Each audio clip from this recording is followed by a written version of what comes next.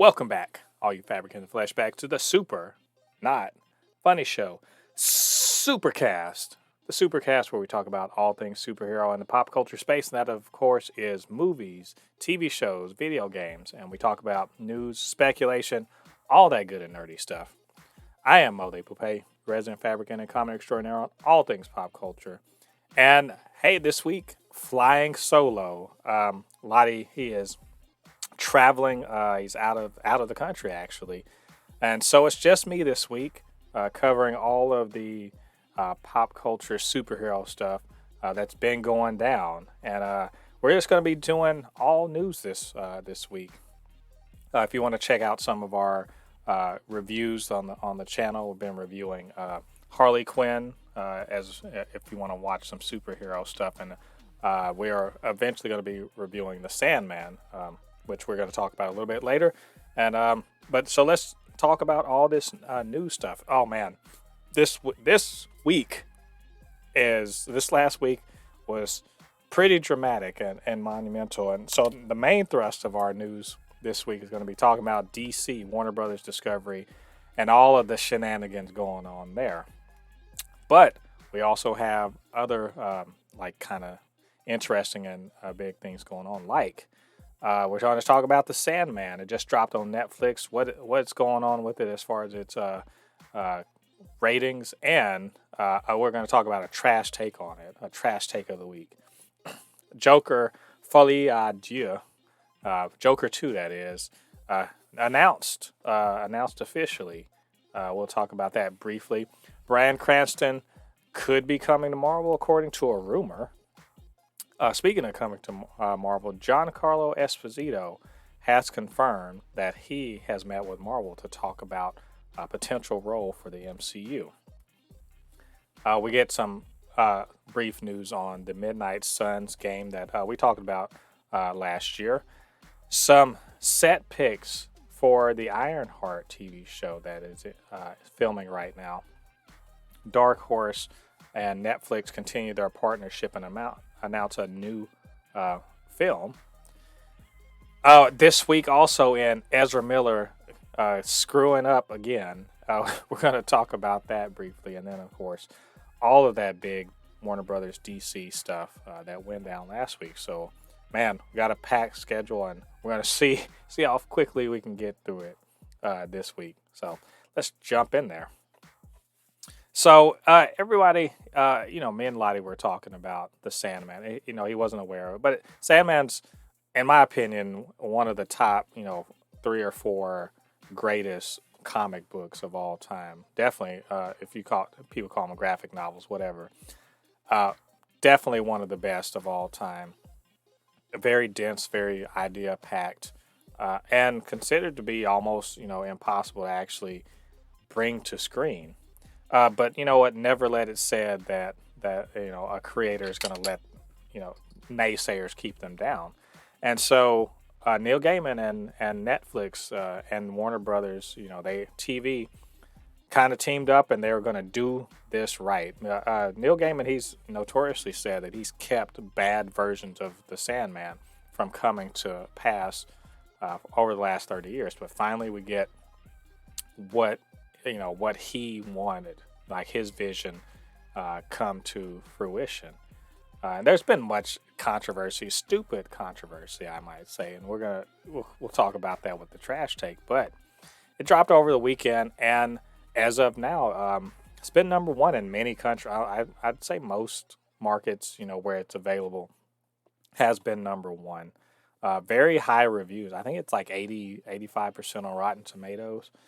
And just generally speaking, very, there's been some very high praise, but generally speaking, very positively received, reviewed, all that good stuff. And so I did get a chance to, Jen and I, we did, start watching it. Didn't finish it because it's 10 hours. And to be quite honest, binging through something for 10 hours is not my thing anymore. But did make it through about 7 episodes.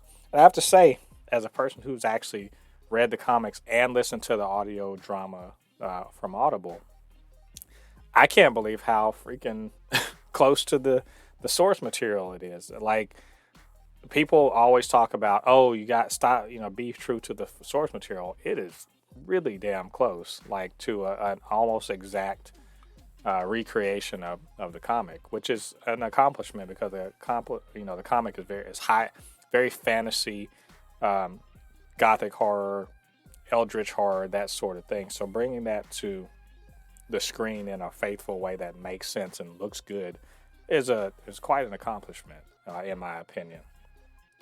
Whether or not that works for everyone else, I can't tell you that or not. I was just very astounded by what went on, what went on in there. Some very moving bits, in fact, and I'll cover that in the full review. But there are many great performances here. I think it's a triumph for not just for superhero and fantasy and comics and all that, but just for TV in general. This sort of high fantasy, high concept storytelling about storytelling, essentially. So that leads me to kind of our trash take of the week.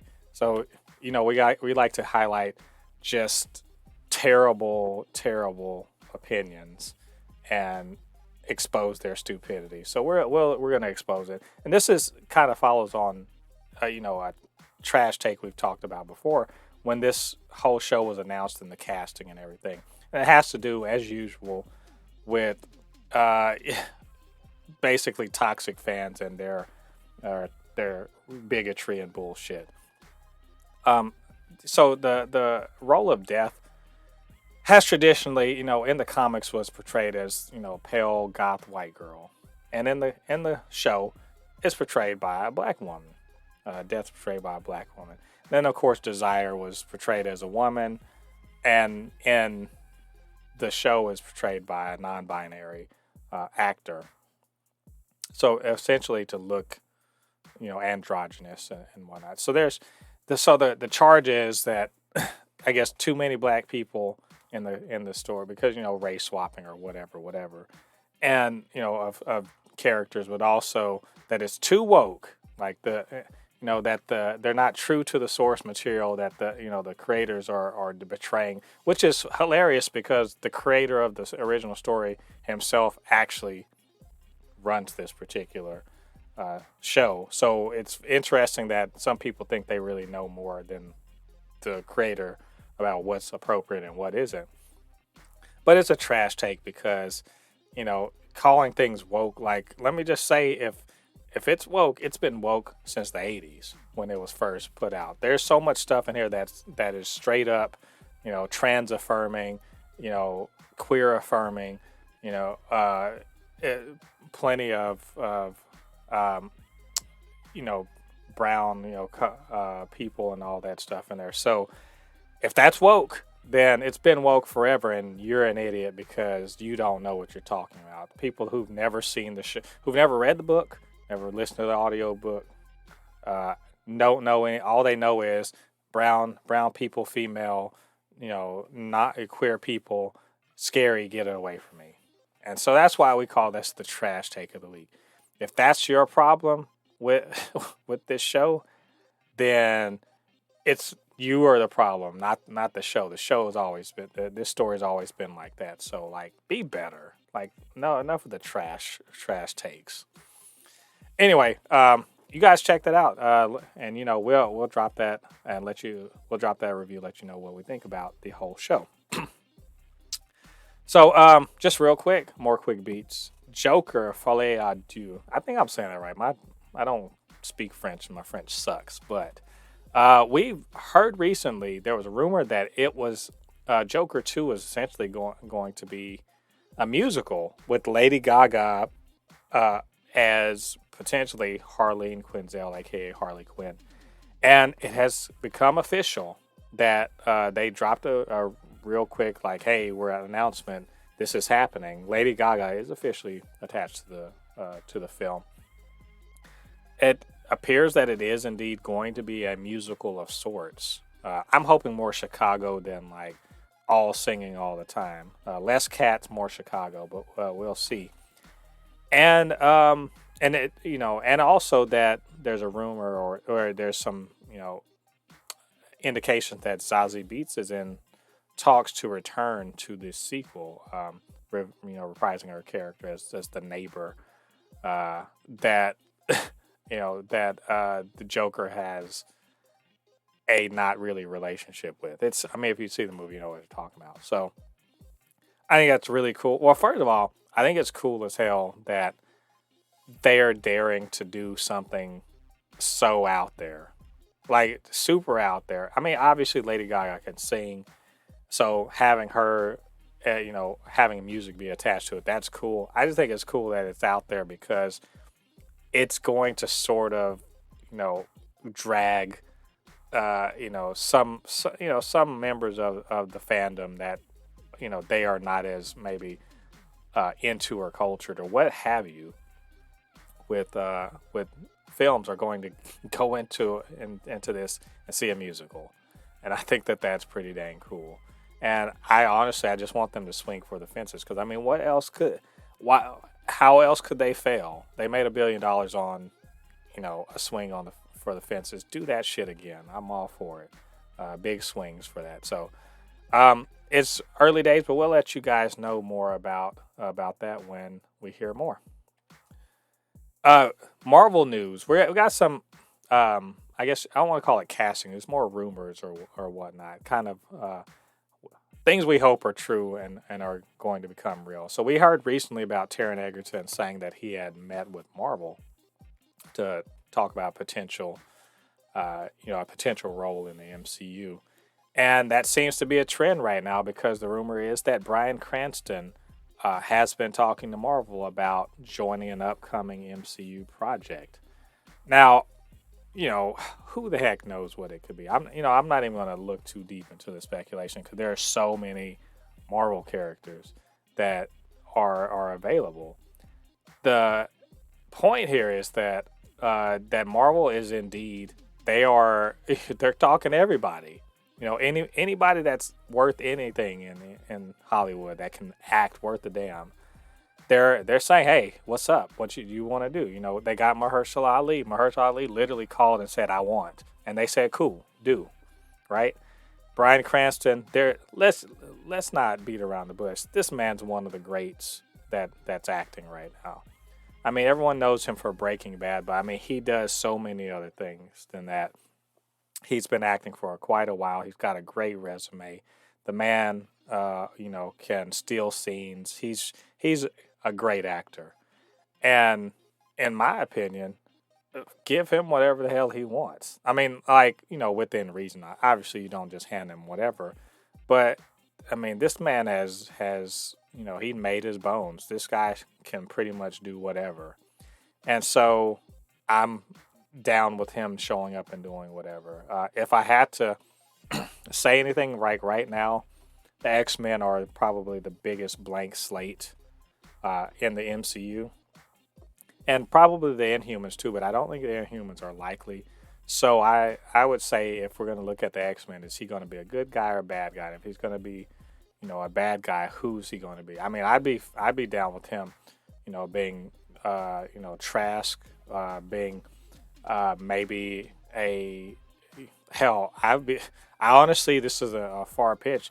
That he could be Nimrod, because Nimrod's a robot, or he could be, Black Tom Cassidy.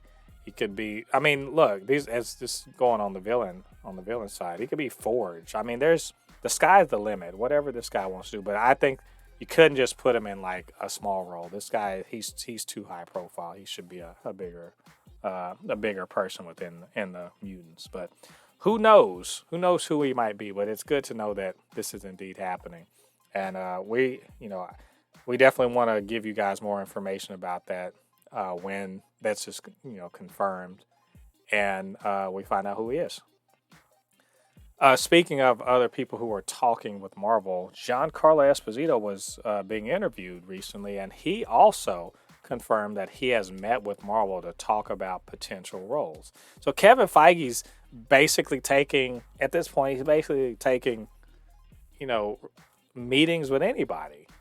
I'm gonna say with anybody, but obviously he's got an open door policy right now. Heck, I'm not wouldn't be surprised if he was just calling people's agents and be like, "Hey, what do you want to do, man? Like, hey, what somebody won an Emmy? What do you want to do?" Reaching out and trying to find out if anybody want to get in on this Marvel gravy train, because it's obvious that Marvel's got big things coming. They need, they need talent. They're trying to build.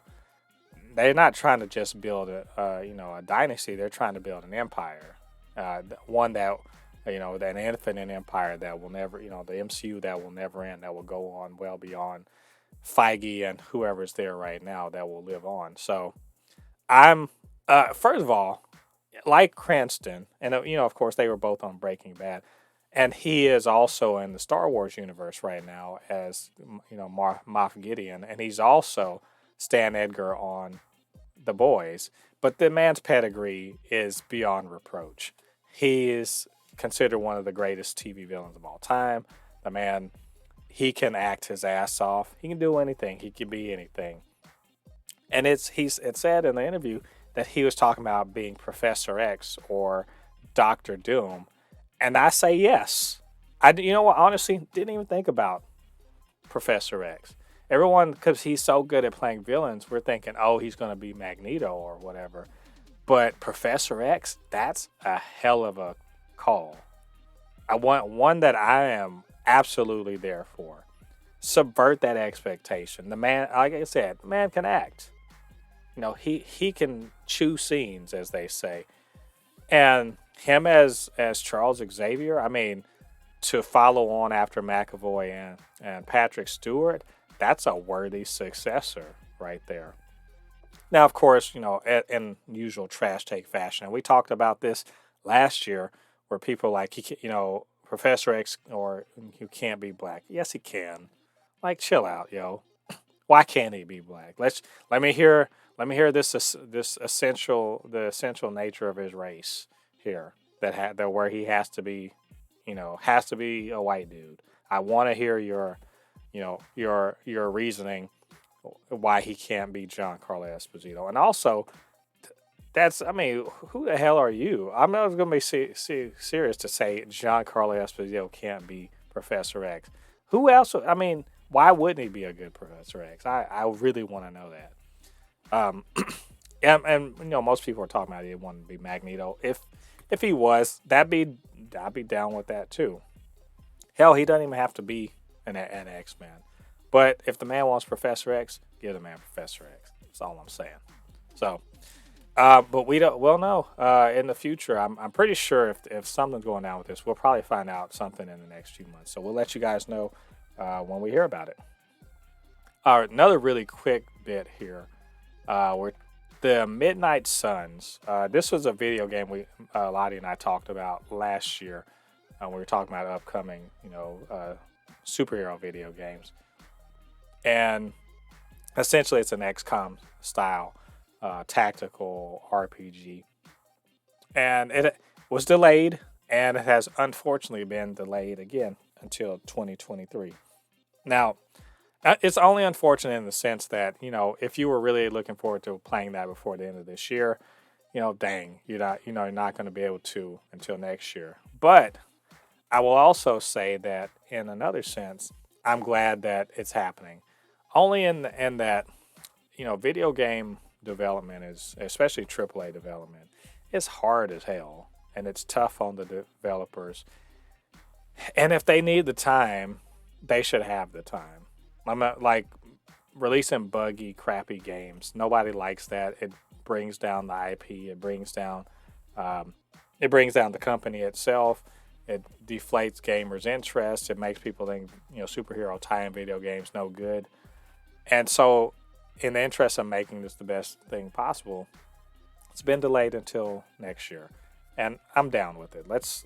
You guys take your time and give us a quality game. Because we have other things we can be doing. We got plenty of other games to play. This needs to be released when it's ready. So, but we'll keep an eye on this, and as it comes closer to time for release, we'll talk about it some more next year. We do on this show. We do like to do set picks, talk about behind the scenes things, because in and around the sets, there's always someone with a camera nowadays. So we did get to see some Ironheart set pictures that came through on Twitter, and very interesting ones. In fact, we have some of Riri Williams herself. Now, Riri Williams, we know, is set to be played by Dominic Thorne, is set to be in Black Panther 2: Wakanda Forever. Presumably, she's going to suit up as Ironheart, where she makes her own suit of sort of Iron Man type armor, and is a superhero. Well, and of course she's got a spin-off series, Ironheart, and we had heard rumors before about that she was going to be facing off against these tech bros, but also against the Hood, and that Anthony Ramos was going to be the Hood. So in these pictures, we get to see Riri Williams in the suit, or partially in the suit and in the suit proper. And let me say, sans CG, obviously, they're gonna make it bigger and cooler and everything with the CG, but I think it's actually pretty dang cool what we're seeing here in these pictures. Obviously, it's all going to be plasticky, but when they CG it, it's going to look a lot different. And you can also tell, like, she's in a mocap.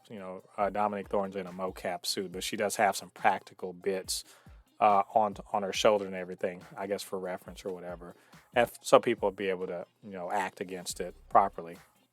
But the full-on suit, they actually show a full-on suit, which I'm not sure if she's actually in it or if it's just a proper model or something like that. It does look Iron Man-ish, but also not quite. Looks a little Ultron-ish, I guess you could say. I'd even say it sort of takes some cues from manga or anime, where the giant robots and some of the way the plate design is, and it's got like a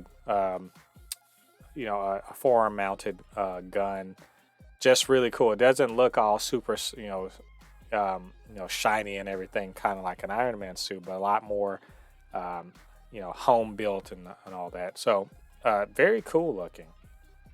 I'm very interested to see how that's animated and how it looks in action. We also got pictures of Anthony Ramos, as it was rumored again he's going to be playing the Hood, and so we get to actually see him as the Hood. Which it's a little weird. He's got this red hood, looks like Red Riding Hood. Not gonna be, not gonna lie.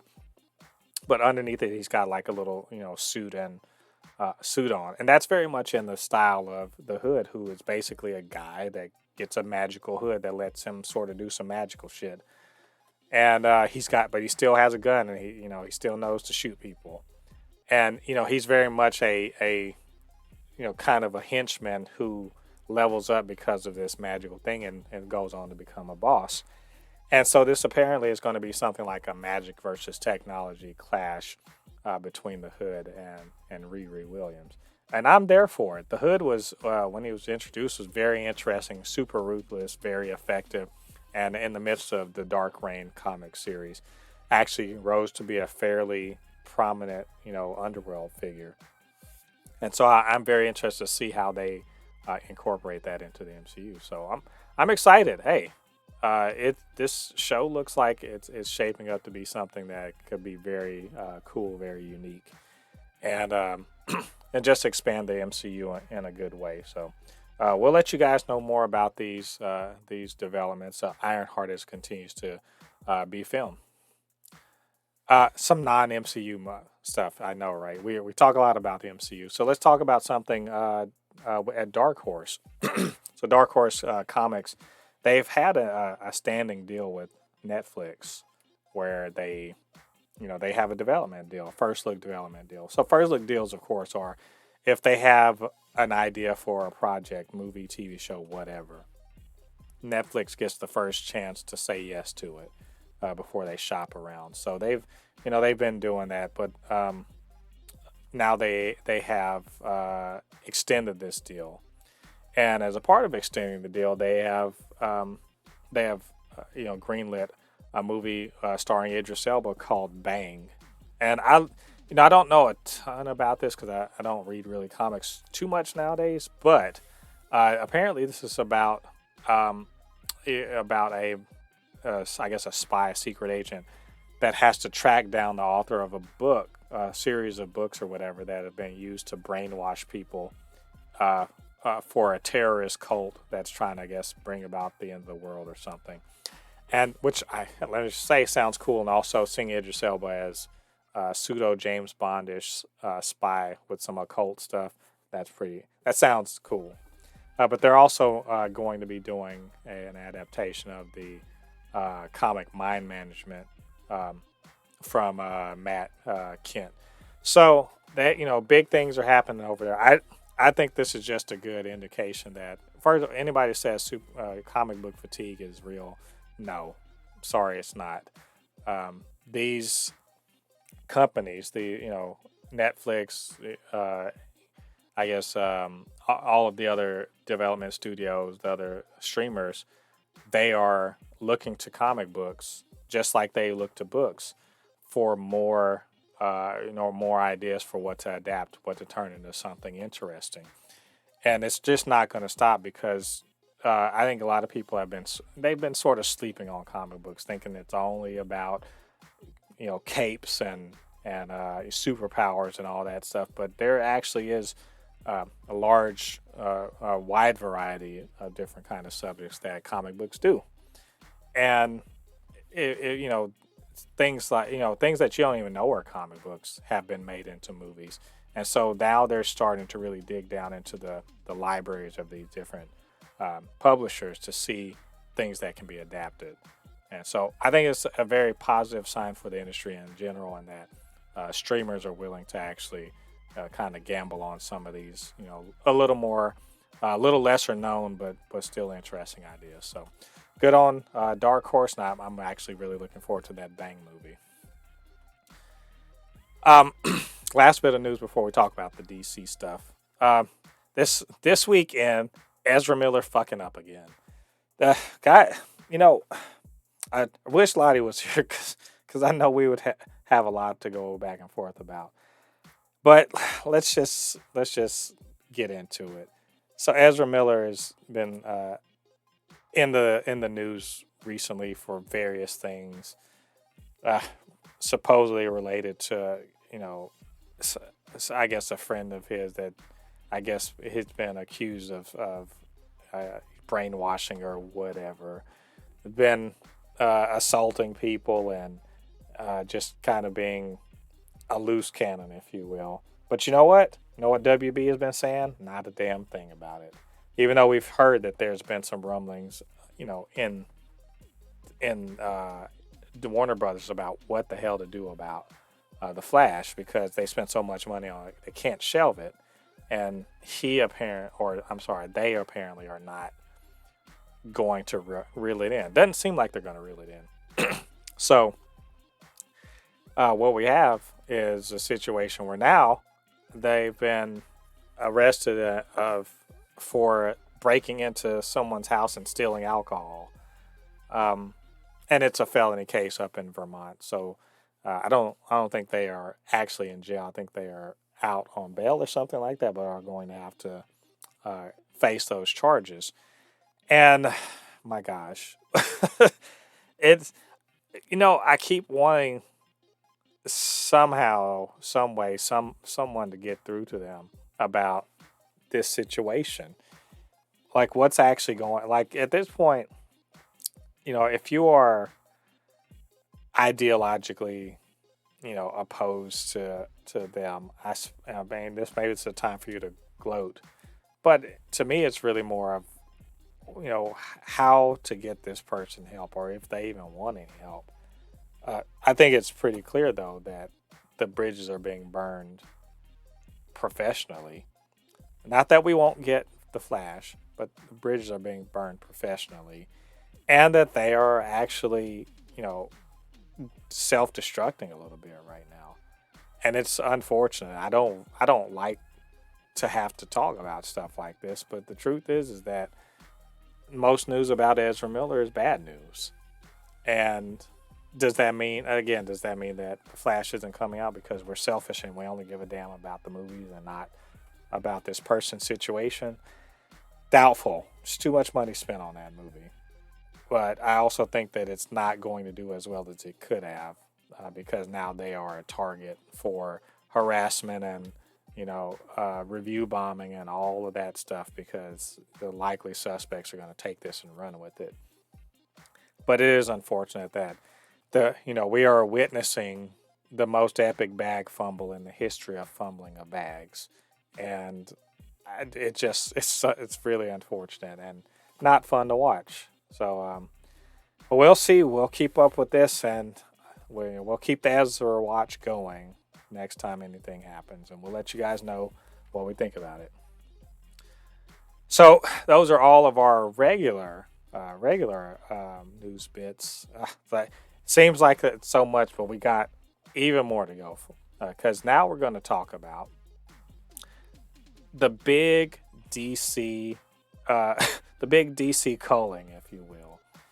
DC had Warner Brothers Discovery. They had an earnings call, their quarterly earnings call with the investors, which is usually a time for especially entertainment companies to talk about what they're going to do to, increase shareholders' value, because that's all shareholders give a damn about.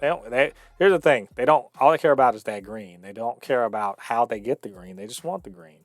So good projects, bad projects, as long as it makes them money, they're cool.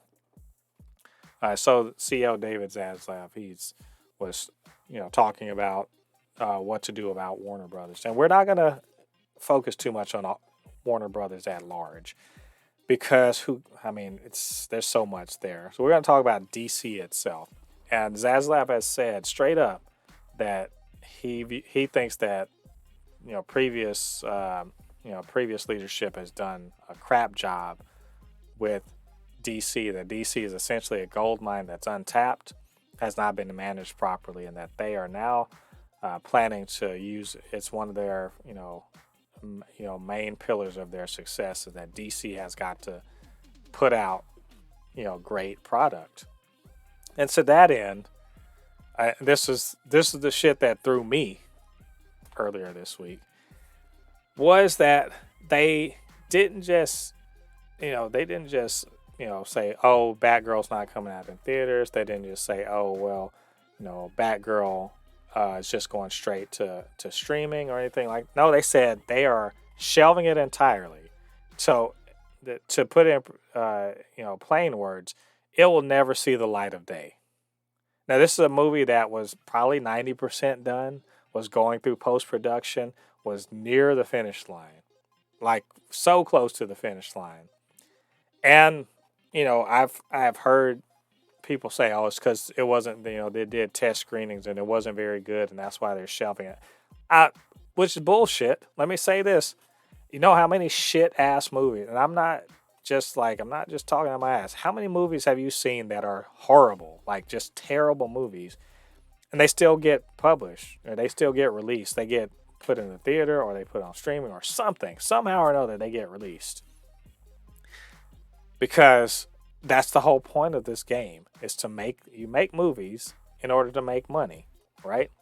Now, I can see how maybe the money-making equation didn't actually make sense because it was supposed to go straight to HBO Max. So where's the money making? But even if they had just thrown this in theaters, it may, at least have made its own money, the production budget back, which is something around $90 million, 90-ish million dollars. But no, shelved completely. Like there are apparently, and I'm not up on this, but according to people who know, there are plenty of completely finished movies for which the studio saw no way to make their money back, and that indeed it would be expensive to just put it out in general, and they just put it on a shelf, and the only people who ever get to see it work at the company, and that's what's happening here. Apparently, by doing this, by shelving it, Warner Brothers Discovery saved something like they saved something like $15 million on a tax write-off situation. So they're literally getting paid to not put out their product, which it seems very backwards. And if you were like me, or you were really looking forward to this, you were looking forward to a smaller scale, not the fate of the world, street level sort of deal, in which, by the way, Michael Keaton was supposed to come back. This was a huge blow. I literally could not understand why would you do this? And then when it was finally explained to me, I still asked myself again, why would you do this? Why not just, put it out in the theaters and make what money you can make? And the answer to that is, besides the tax thing, which, it's a legit thing that happens, but it's also because they're changing gears at DC. They've already been cleaning house with, WB Discovery has already been cleaning house of old executives and everything like that. And they're ready to do that with DC. And, Walter Hamada, he's the current president of DC Films, but not for too much longer. His immediate bosses they've been let go or resigned or whatever. They've been, replaced.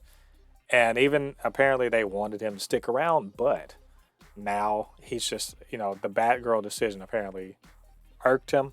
But, reports say that he is sticking around at DC Films until after Black Adam is released in October.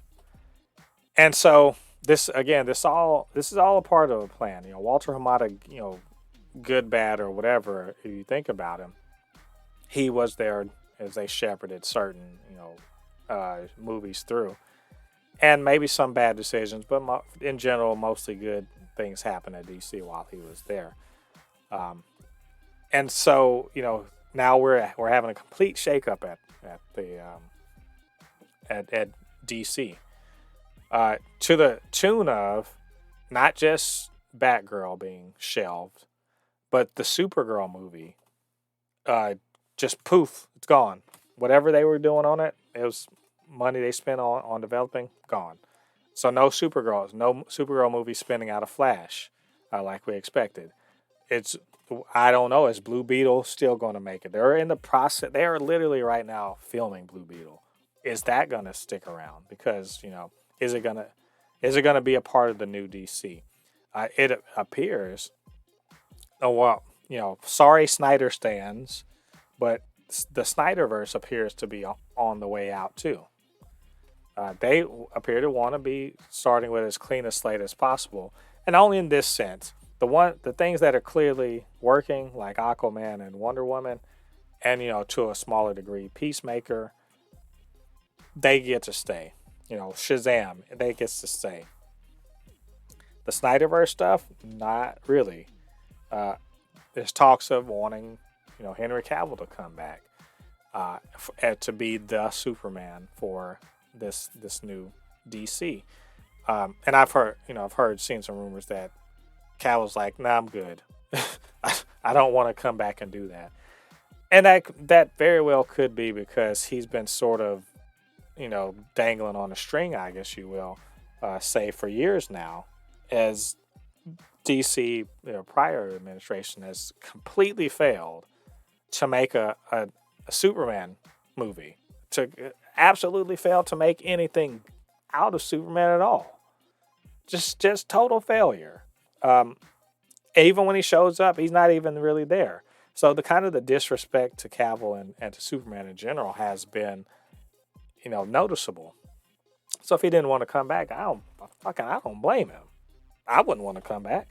Not the way people are, treating him. But I've also, we've heard Zaslav and other people that are in charge, they like him for Superman. So that's a possibility there.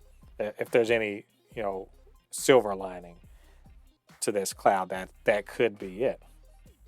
But in the midst of all this, they are cleaning house.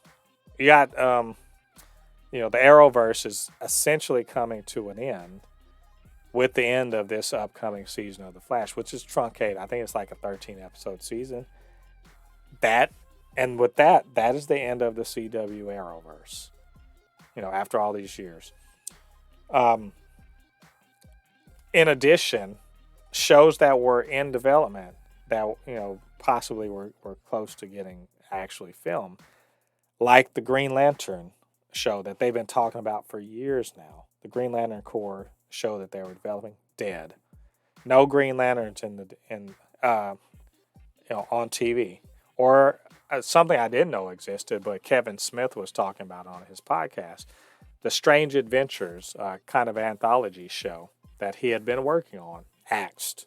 They just cut it because it's not in line with their idea of what DC should be going forward. It also would probably be expensive. Two expensive shows whose revenue streams weren't apparent, readily apparent. Because again, remember this is about the money. It is about the money. The people who are running, DC, Warner Brothers Discovery, who are in charge of DC, I'm telling you, they, as far as I can tell, are not creatives. Are not even close to creatives. They're not producers of any.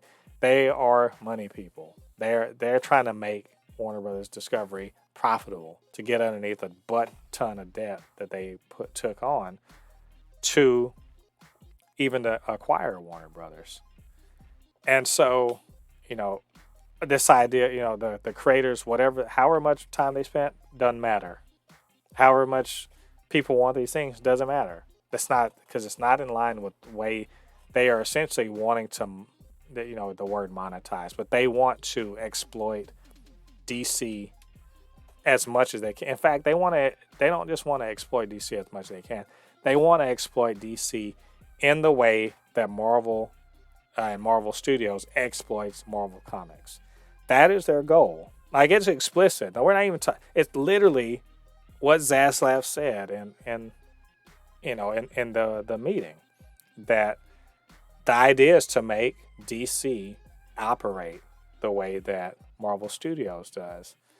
And I really liked how other people took that and like, oh, so you mean like, they were talking about they had a 10-year plan, and there were people like, oh, you mean like the last time they had a 10-year plan or the time before that? Seemed to be a bunch of 10-year plans that don't make it to their 10 years.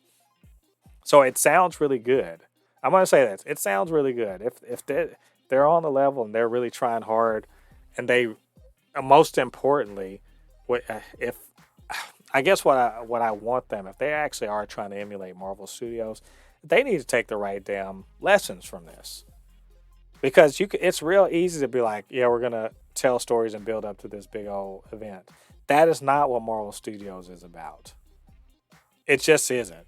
Like, the whole point of Marvel Studios, when Kevin Feige and Louis D'Esposito and Victoria Alonso, when they were, and, to a lesser degree, Ike Perlmutter at the start, their idea wasn't, we're going to build to Avengers. That's the point of it. No.